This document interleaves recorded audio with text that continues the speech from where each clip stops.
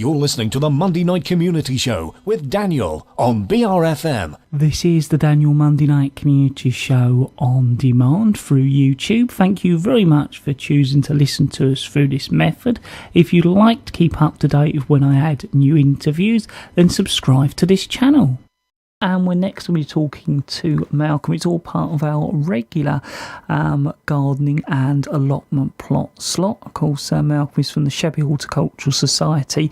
It's great to have you back here in the studio. Yeah, evening Daniel. It's good to see you again. Yeah, good to be back. So I was hoping that we could perhaps start off a little bit about what's been happening at the Society since we last spoke.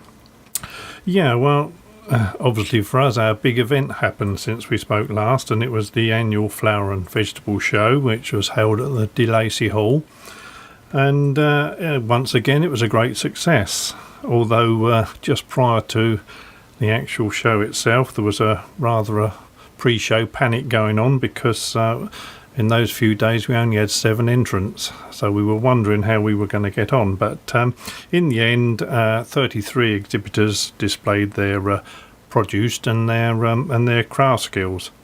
And when I say 33, it doesn't mean to say we only had 33 items. Each of those exhibitors exhibited multi-entries. So yeah, it was a very good show again. I think one of the problems was that 2016 has not been that helpful weather-wise to gardeners and allotmenteers, and we sort of had this very wet early start, and then it turned very hot and dry later, which confused all the plants and bits and pieces. And there was also some cases of tomato and potato blight, so it was really a case of people really weren't sure what they were going to have, if anything, to exhibit.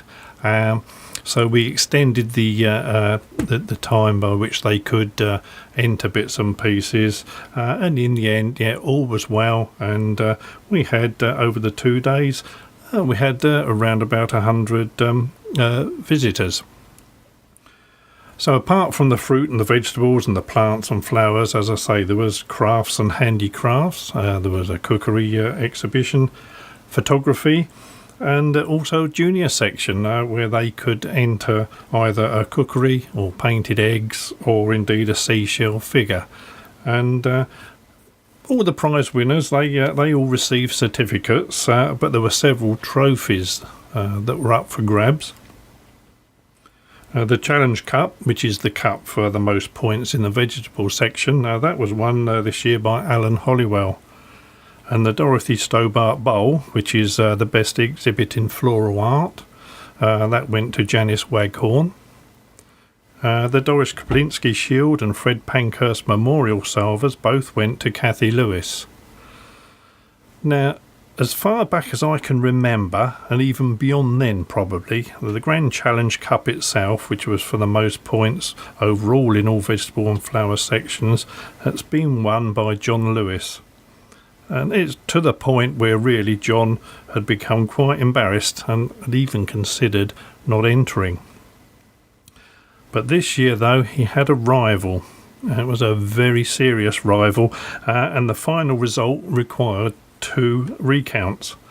And so in following that extremely close run battle, the Grand Challenge Cup this year, it was retained by John, but by a margin of just 2 points. So we're all waiting now for next year, because we think there might well be a new champion. We'll just have to wait and see. At the end of the 2 days, we usually have a bit of an auction and to sell off bits and pieces that people don't want to take back home with them. And our own David Applegate, he got in amongst all the visitors, the ones that had stayed behind after the show for the auction, and he did really brilliant as auctioneer, and he raised almost £120, so that was good. Now, the Society does not take a profit from the show. And although there were quite a few costs, 1 or 2 expensive ones this year, it still means that once again we're able to make a donation to a local charity. the choice has not been made as to which charity just at the moment, but it's thought that the money would be about £100. So, yeah, a very, very enjoyable annual flower show, which was our 53rd, by the way, and they've done very well year after year. And I know next you want to talk a little bit about vacancies. Yeah, well, that's always the one thing that people are wanting to know, what vacancies are there, because there's many new people now want to get involved in allotment tiering. Well, the society at the moment, we have the two sites, which is at Richmond Street and Medway Road. Unfortunately, at the moment at Richmond Street, there are no plots available. But at Medway Road, there are still some vacancies. So anyone interested in renting a plot should contact the secretary, which is Mr. Brian Williams, and that's on 0785 125 3603, or simply call in on a Sunday morning between 9 and 12 to our horticultural shops at each site and see either Brian at Richmond Street or Jim at Medway Road, and they will be able to tell you what is available. Now, if you particularly want a plot at Richmond Street, go on down and see Brian and put your name down, because we're getting to the time now where next year's fees are required, so they need to be paid in January, and that's often the time that people give up their plots if they're going to. So keep contacting us and come on down to see us. It's always a chance for a quick walk round to see what everybody's doing as well. We're quite a friendly bunch of people at both sites. And rents and the fees, I think actually the last time I spoke I made a bit of a mistake and I told you the old prices instead of the new prices, but so I'll just a little bit of a reminder that what we call a 10 rod allotment plot, that's the largest plot, and it costs about £46.50 a year. And that's made up of £25 for your ground rent and £20 for the water. And then you have £1.50, which is your society membership subscription. So a plot half that size, so what we call a 5 rod plot, and that costs £24 a year. And that's £12.50 for your rent, £10 for your water, and again £1.50 for society membership. And so that will still be the same price that you will pay in January. There are other plots of varying sizes, and the prices for those vary accordingly. So once again, if you don't want to go too big, you can always ask what is available. So yeah, please contact us. Keep in touch if you're interested, and as soon as something's available, we'll let you know. And I think you're going to be talking about the allotment and the garden at this time of year next. Yes, indeed. So on your allotment plot, you may still well have Brussels sprouts and parsnips that can be harvested now. But if you can, wait a bit longer. So a couple of real good frosts does them good, so it won't hurt to leave them even longer. But this time of the year, it really depends on what you want to do over the winter. Jan and I, we don't grow winter vegetables, so now that everything has been harvested and stored, we rest the plot.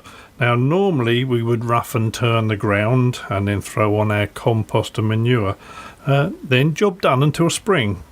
But because of the dry weather, the ground is absolutely rock solid. I went down on Sunday hoping after the little bit of rain that we could do something, but a couple of 3 inches in and it's still solid. So no, we haven't turned the ground yet. So what we've done is because the little bit of wetness will encourage the worms to grow up, we've put our compost and our manure on, hoping that they will make a start to break that down. And when we've had a bit more rain and hopefully the ground softens, then we'll have to sort of get out and turn it over before it gets too wet and cloggy. Now, if you're planning to grow winter vegetables, early broad beans, winter onions, garlic cloves, spring cabbage and winter lettuce even, should really have been sown now. But If you haven't done so, there might just be time to pop some in the ground, especially as we've had that little bit of rain, and it would leave a little bit of moisture in the ground. And before it gets much too colder, I know it's a bit chilly at the moment, but before it gets too cold, because the ground still holds that bit of warmth. So yeah, if you haven't done so, pop a few seeds in. And I mean, for a personal point of view, I would say that to December and into January, there are really no pressing jobs other than that preparation.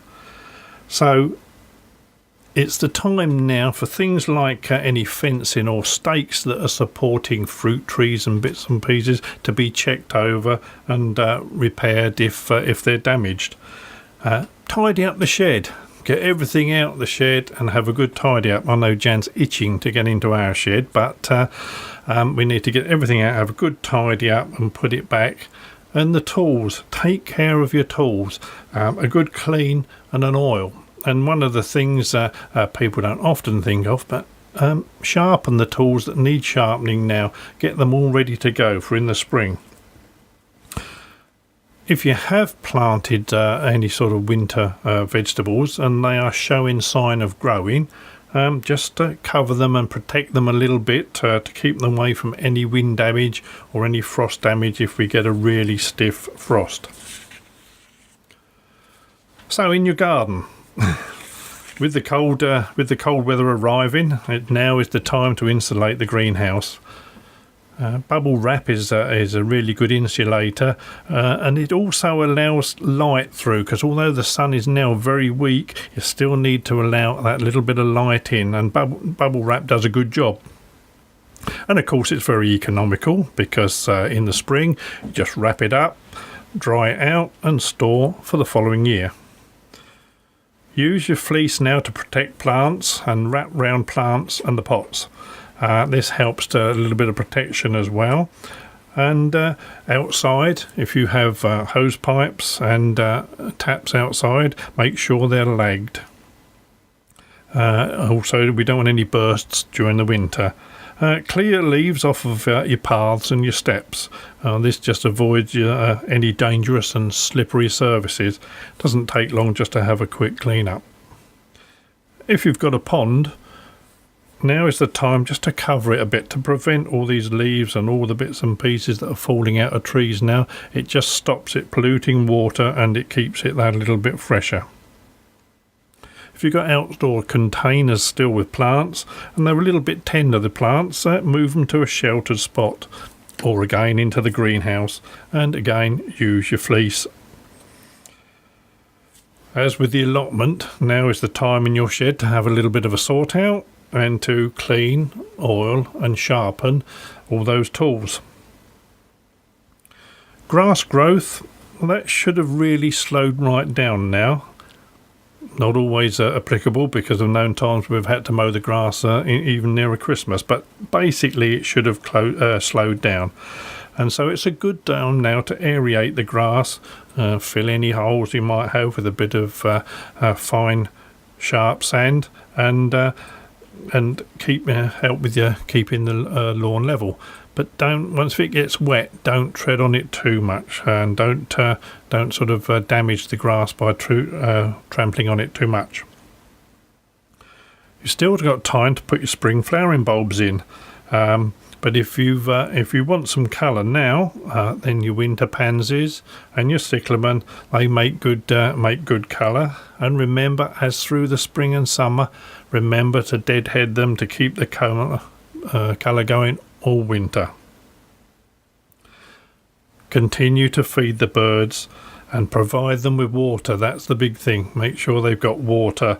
Check the water doesn't freeze over though. And now you find that all the jobs are done, and if you've still got itchy fingers and you want to do something for the garden, it's now time to get all those catalogues that keep coming through the post, get them all out, looking to see what you want, and start planning next year's garden. Talking to Malcolm from the Sheppey Horticultural Society, all as part of the regular gardening and allotment plot slot we do. And I think we're next going to be talking about autumn and leaves, and there does seem to be quite a few leaves out there. Yes, indeed. There are a lot blowing around everywhere now. You'll find them piling up everywhere that you don't want them to. And if you've got trees near your plot or your garden, then you're going to get leaves. Unless, of course, you've got deciduous or evergreen trees. But so what to do with the leaves? Well, if you don't really get a big lot of leaves, the easiest way is to leave them laying on your lawn and your garden. Let the worms do the work for you and take them down into the soil. They do, honest. You can also pile them up, rake them to the side and pile them up, effectively starting a new compost heap. But if you've already got an existing compost heap, don't rake the leaves up and put them into that existing heap, because the compost itself is already there. It's mulched down over the spring and the summer, and it's ready to use, so you don't want to be putting new stuff on top. So if you've only got the one compost heap, bag up all the leaves in black sacks or empty compost bags even. Make a few holes in to let the air in, and then just leave them to one side to rot down. So when they've rotted down, you then can pour them onto the compost heap. You can use them as a mulch. Spread them over the flower beds and help to keep the warmth in and the weeds down. It gives all the plants a little bit of protection if there's a lot of frosts and if there's a lot of snow. Now, if you've got lots of leaves, you see that many people, they rake them up and burn them. Not always the best option, I don't think. And of course, you have to remember that there will be smoke, so respect your neighbours. And also, if you are going to burn your leaves, remember, before you light up, check underneath for any animals that might have taken up residence. We don't want any nasty accidents. Don't use paraffin or petrol. We've heard of lots of accidents. One or two prominent people, plus also other people you hear have nasty accidents, because it's not always the petrol that catches light, it's the fumes.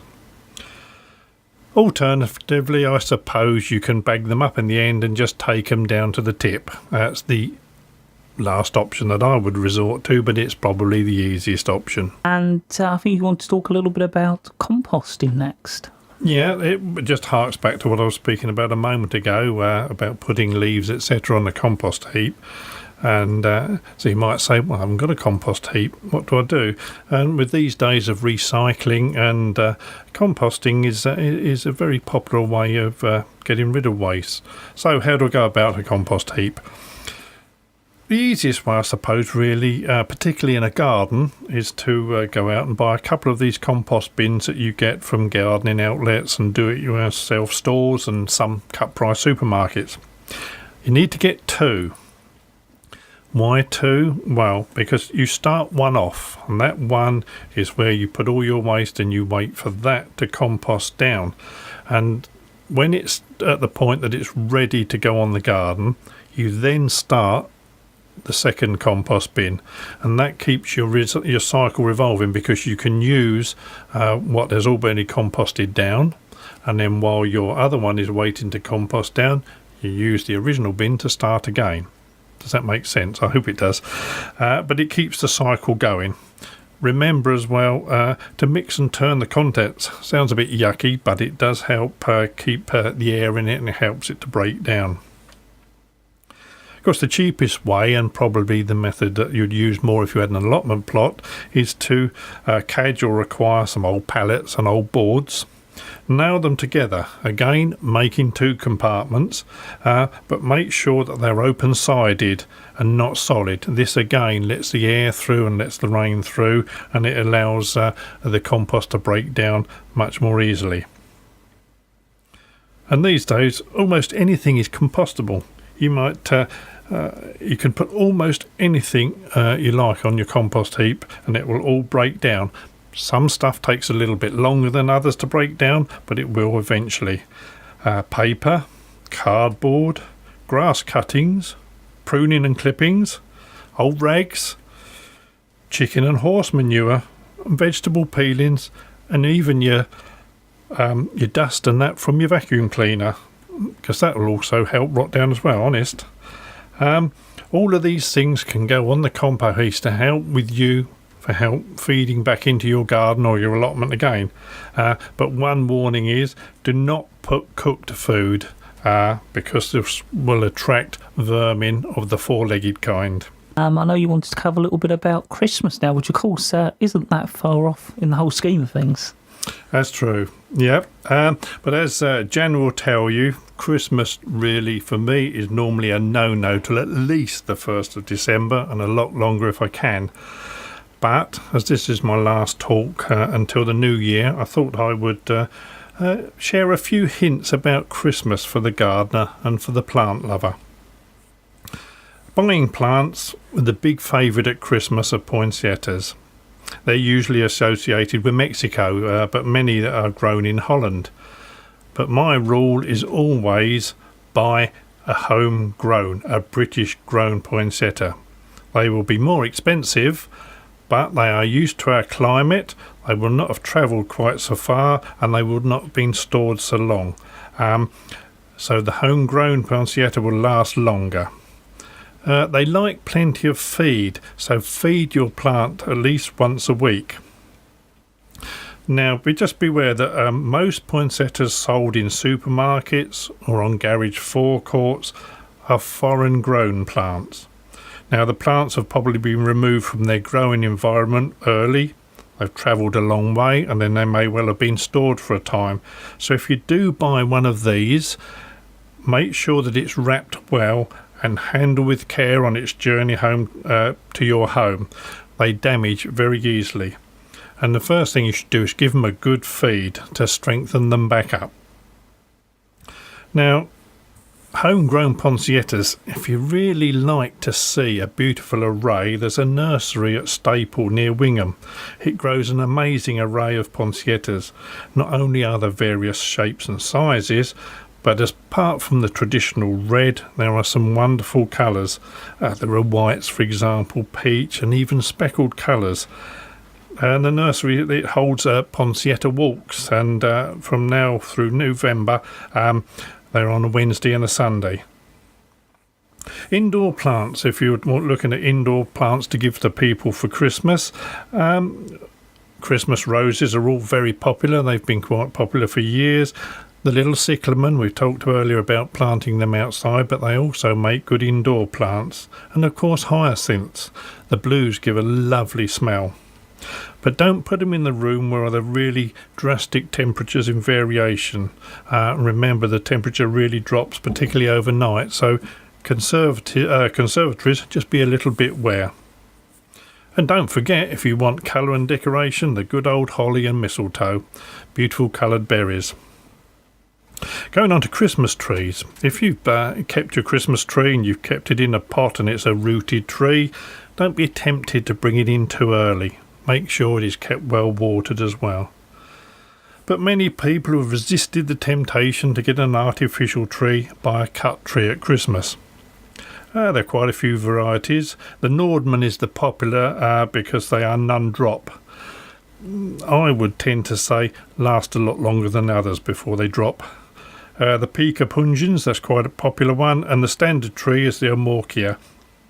There are a couple of trees with a little bit of variation. The blue spruce gives that bluey-grey effect, and the Abies, they're a slightly different shaped tree as well. So, once you've got your tree, again, do not be too tempted to bring it in too early. And remember, they've been cut and they have also been stored outside. So if you bring them in too early, once again they will start to drop, and you don't want to be losing the pine needles before Christmas. Also, if you can, buy a tree with quite a long trunk under the lowest branch, and if you can saw off perhaps about 3 or 4 inches and then stand it into a pot or into a Christmas tree holder that allows you to add plenty of water, and this will extend the life of your tree for that little bit longer. And we've been covering Christmas, and I think we've got some more on that subject. Yes, just to bring Christmas up again, just sort of about some unusual Christmas ideas for that green-fingered person who's got everything. So how about, for example, a flower grenade for $9.99? You just throw the earthenware grenade, which is full of various seeds, onto that hard-to-reach bare patch. The pot breaks, the seeds fall out, and they grow. And for those that worry about the environment, the earthenware pot is biodegradable.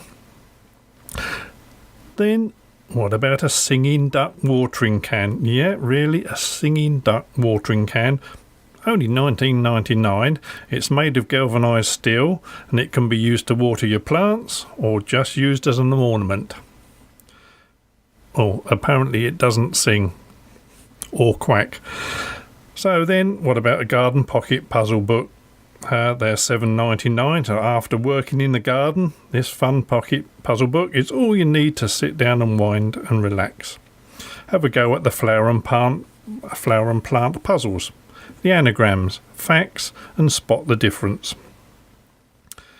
For just £5, there's a gardener's invigorating mussel soak. So after all that digging, have a nice soak in the bath. You'll enjoy it. And what about a Manchester United Football Club garden sliding gnome for just $15.99?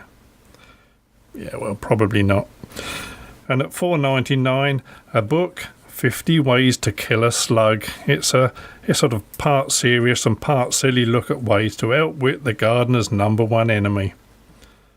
And finally, what about a t-shirt? There's a wide range of t-shirts which are from about $9.99 up to about £15 with various motives.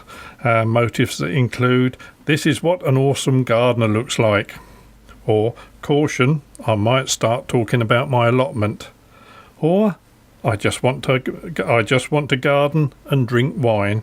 And my favourite, although slightly macabre, "Gardening helps me to hide the bodies." Yeah, okay, draw off and buy one. And really, all that's then left for me to do is to wish you a Merry Christmas and a Happy New Year. I can't believe I've just done that. No, it seems a long way off. But yeah, them sort of gifts are always funny and good to look at. I quite like the pot actually that explodes and gives you the seed. I quite like that one. It's just sometimes you just want something a bit different. Well, Malcolm, as always, it's appreciated. Thank you very much for coming along. That is Malcolm from the Sheppey Horticultural Society, all as part of our regular gardening and allotment plot slot.